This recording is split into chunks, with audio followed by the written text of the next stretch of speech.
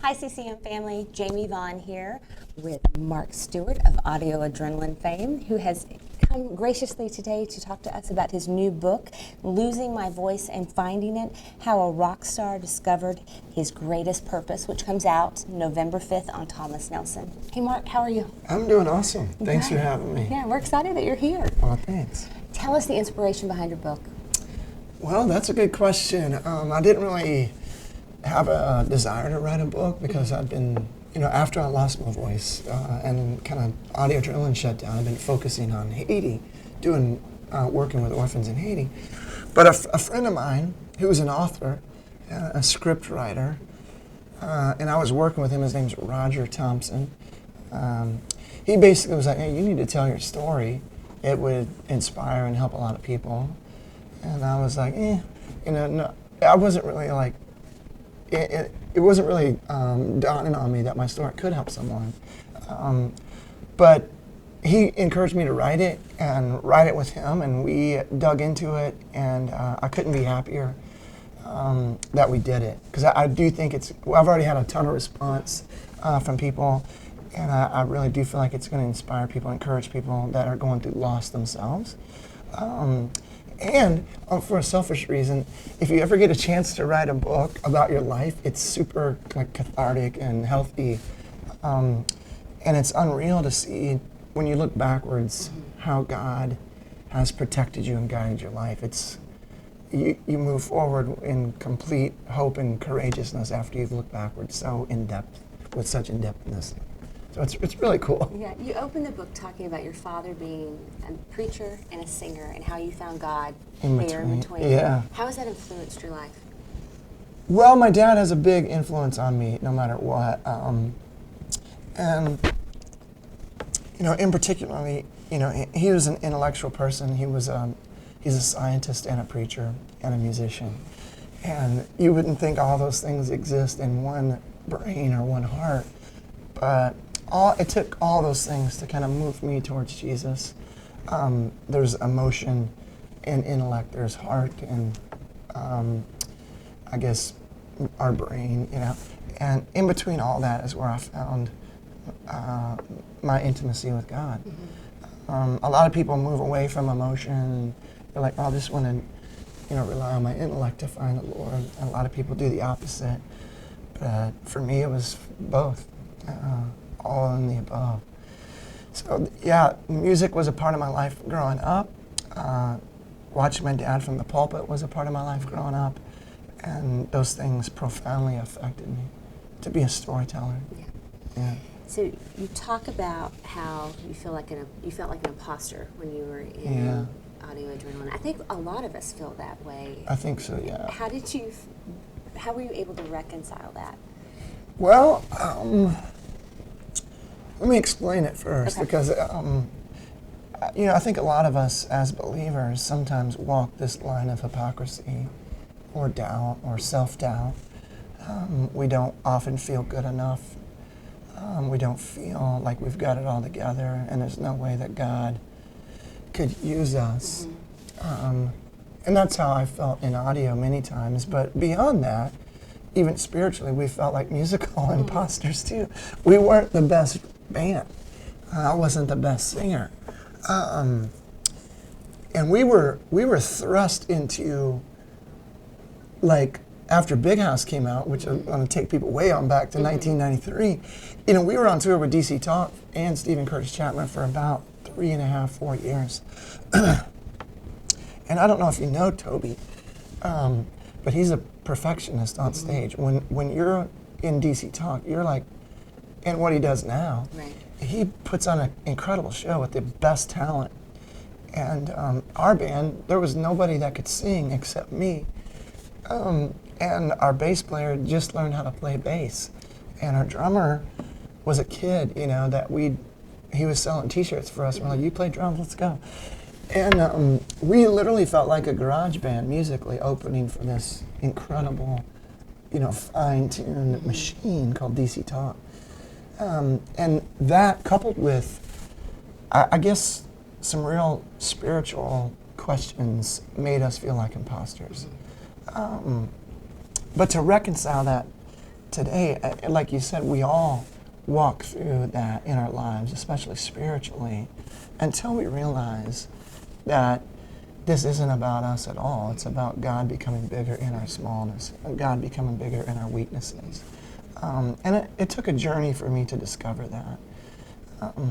The first part of my life, I tried to control my ministry.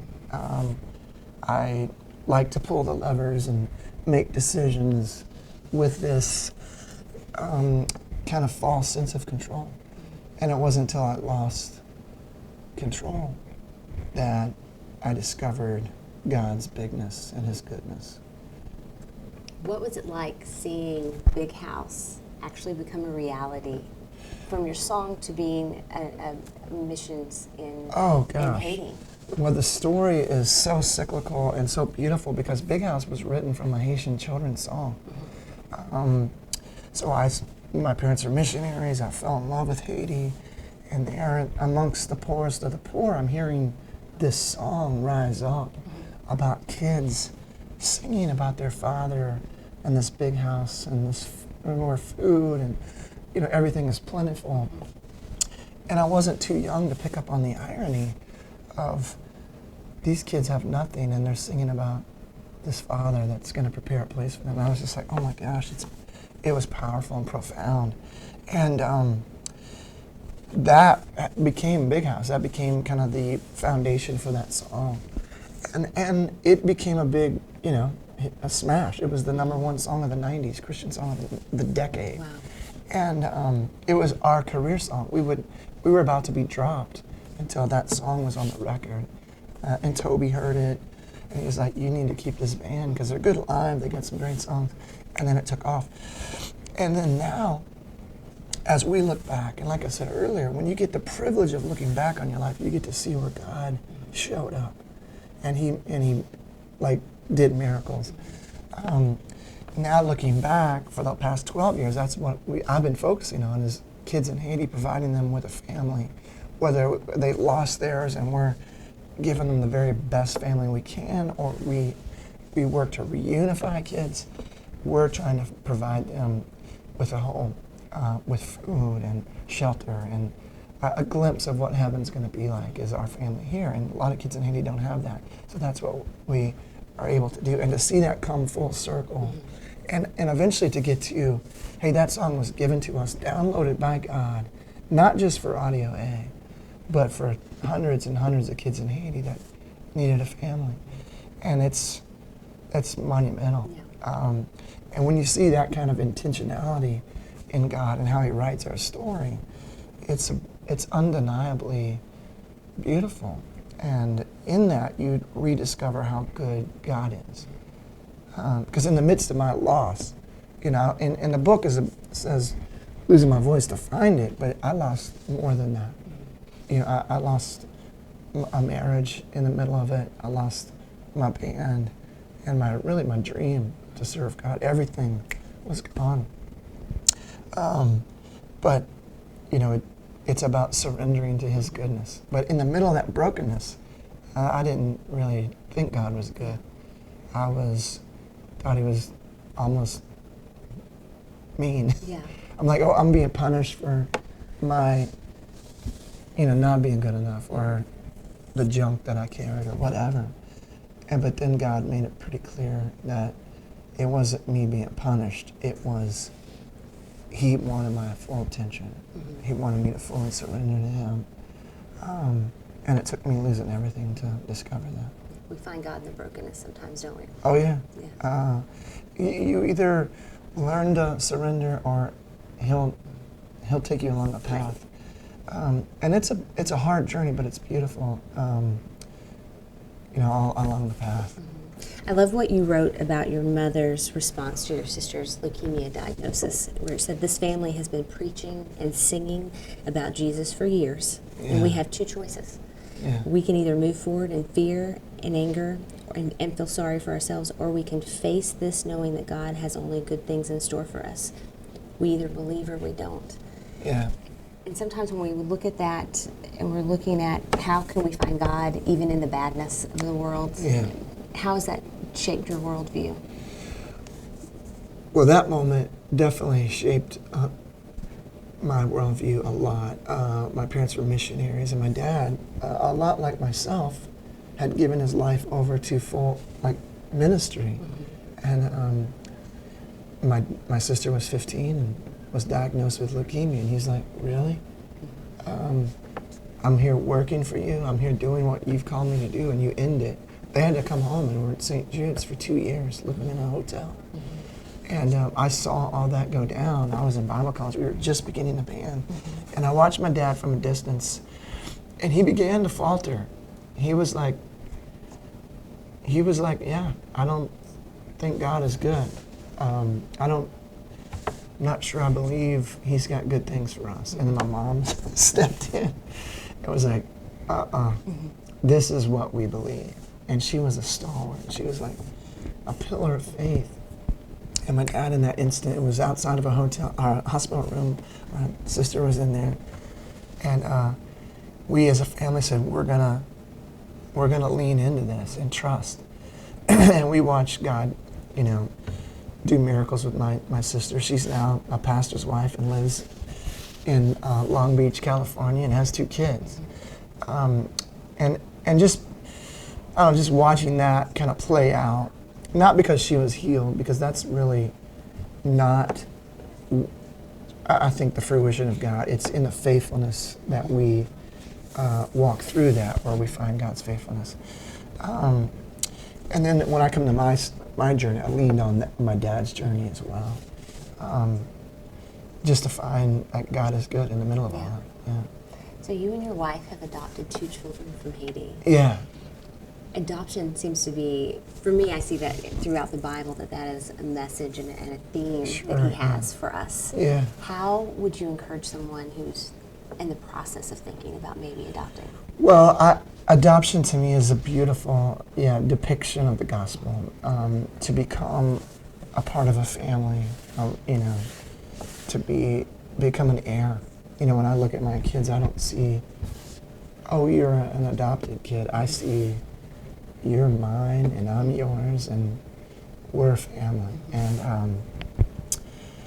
And I would encourage people to adopt, of course. It's a struggle. It's hard. Even in the process of going through an adoption, there's frustrations. It's expensive.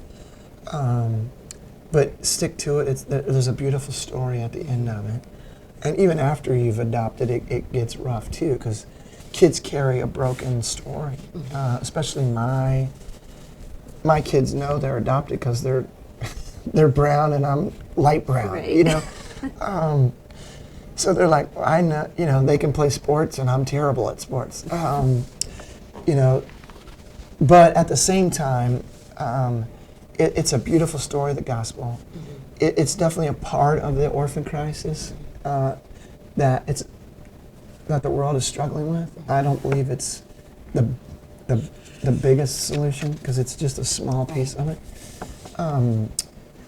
But if you can adopt and you can bring joy to a kid's life and provide them with a family, then I would encourage you to do it, because it's beautiful. Yeah.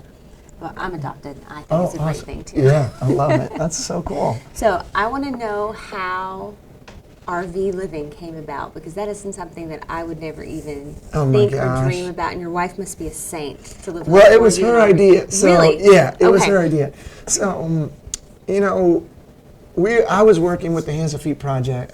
Became the executive director of that. So I was pouring in, a solid decade into leading that organization, and it's grown and eventually got to the point where my skill set was not really the skill set we needed as an organization, because I'm more of a vision casting, 0 to 60 guy. So we had an opportunity where I was shifting kind of what I was doing career-wise, ministry-wise, and working on this book. So I took basically a 1.5 to 2 year sabbatical and said, I'm going to focus on this book and tell this story, working with Roger, the co-writer. And we rented our house out here in Franklin, Tennessee, and we bought an RV, and I loved being on the road, and I was really sad that my kids didn't get to experience what it was like to be on the road with Dad. So I'm like, let's just go hit it. So we bought an RV and hit the road and lived full time for 2 years in an RV. And it was fantastic, except, there's a few things that you have to deal with, Right. mostly plumbing. But once you get over that and kind of the fear of that, it's really crazy. I've probably slept in a bunch of Walmarts that people are listening that you saw me park there. But we did 44 states, Oh my goodness. 16 national parks, and we've seen everything from, the sun come up in Maine to the sunset in Malibu together as a family. Experienced just incredible intimacy, and I wouldn't trade it. It was expensive, and it was like, oh my gosh, this is the worst investment ever to buy an RV. But the best investment for my family, to go experience this beautiful country together. And then it allowed me time to really dig in and work on the book. Do you see your losing your voice as a blessing now, or would you want to have it back if you could? So glad you asked that, because last night, when I was at Truett's funeral with Toby, and Pastor Guido was there. He's been with DC Talk and Audio Adrenaline back in the day. And he's got such a heart. And I was telling him about the book, and he immediately just stopped and prayed for my voice. And I love that about him. I'm like, his heart is golden. But I really feel like God touched my voice. And he almost when he was wrestling with Jacob, he put his hip out. You know what I'm saying? Like, he touched it and tweaked it. Sorry, I keep hitting the microphone. The miracle was that God took my voice and moved me in a different direction. Otherwise, I would still be a 50-year-old man trying to hold a band, trying to be a hipster, aging hipster out there. But God was like, I have something else significant for you to do. And it's not going to be, you're not going to know what I have for you. It's going to be scary. It's going to be uncomfortable. And you're going to feel out of control. But I'm going to take your voice, and what you thought you were supposed to be doing was just a step towards this other thing where you're going to use your voice, but it's going to be in a different way. And just as Moses was used, or Aaron, in our weaknesses and in our frailness, he gets more glory. So that's what he did. He said, I'm going to take your voice and I'm going to repurpose it. And so the long story, I guess, is, I'm not asking people to pray for my voice to return to singing glory or whatever. God already moved my voice miraculously to sing a different song. And that's what this book is about. And not just about my voice, it's about a whole life direction. What do you want people to take away from your book? It's a tough question, but first of all, it's a rock and roll memoir. It's fun, and it's not a preachy book. It's a fun read. A lot of people read it and they sit down in 5 hours and just read it all the way through. They're like, it's a story that's kind of a cliffhanger. There's romance, there's heartache, romantic heartache. There's definitely, comedy and rock and roll. But at the end of it all, I want it to kind of be like an Audio Adrenaline concert, where people come, they can read it, have a good time, they laugh, they cry, but at the end of it, undoubtedly they realize that they have a big God that is good. And then when your dad literally runs the universe, there's nothing to fear. And that's how I live my life now. And hopefully that can encourage people that have lost or that are going through loss, to remind them of the bigness and the goodness of God. Are you still involved with Hands and Feet Project? Oh yeah. Okay, how do people get involved with it? You can go to handsandfeetproject.org and jump in. You can come on mission trips. Definitely you can sponsor one of our kiddos that needs help, or just make a donation. Just pray for Hands and Feet. Right now, Haiti's going through a lot. It's politically in disarray right now. So there's a lot of demonstrations going on, and it's really shut the country down economically. So it's right on the edge of a humanitarian crisis. So pray for Haiti right now. That's an incredible way to jump in, pray, and just give. We've lost a lot of income because we host people on like basically mission trips where they can come and see what we do. And for a year and a half, we've not been able to really do that because it's been just unsafe. So we need help for that. And maybe that's another reason why God had this book come out now, is to really invite people into that journey with us at Hands and Feet. But we at Hands and Feet really are about family. So we provide family for kids that have lost it.